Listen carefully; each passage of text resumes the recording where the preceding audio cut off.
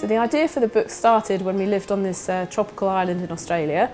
We were lucky enough to have a year before my children started school, and we just thought, let's go for it and have a year of adventure.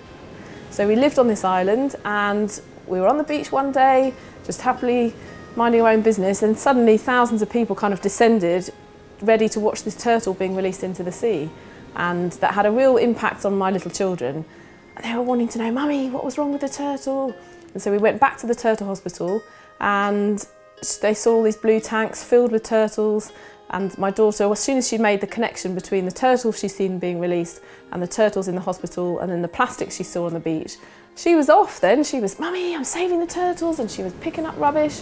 And she was just so, in her little head, what she saw on the beach, you know, every piece of plastic she picked up, she thought was a turtle life saved. So it was a very literal message for her, and I just thought, brilliant, let's share this message with as many children as possible.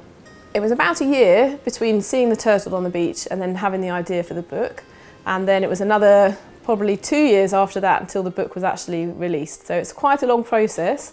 I've got 4 little children, and between trying to juggle all of them, the illustrator, she's got 2 little ones as well. So between us, we kind of came up with this book over about 18 months. And I'm really proud of how it's turned out, yeah.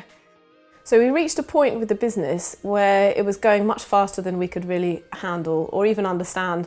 My background's a teacher and I had no business experience before, so I was really wanting to make sure we had everything in place to build a solid foundation, if you like. And I think I heard on the radio about the Growth Hub, and it said free consultation, startup business, and I must have heard it 5 or 6 times, and it just kind of kept coming back to me. You're starting to struggle now, let's get some professional help to come in. So we called up the Growth Hub, and I think they came up within a week or 2. Mark came over and sat down with us for a good amount of time, my husband and I, and went through everything that we needed and made sure we ticked the boxes, pointed us in the direction of all the different other kind of businesses and resources in Cornwall that can help us. And of course we had no idea about any of this. I didn't realise there were people who could help like this. So it was a real, well, it was just wonderful to have Growth Hub come in and point us in the right direction. So I would say to anyone who's starting up their own business, I think the key thing for me was to have confidence in what I was doing and to have confidence in my books or my products.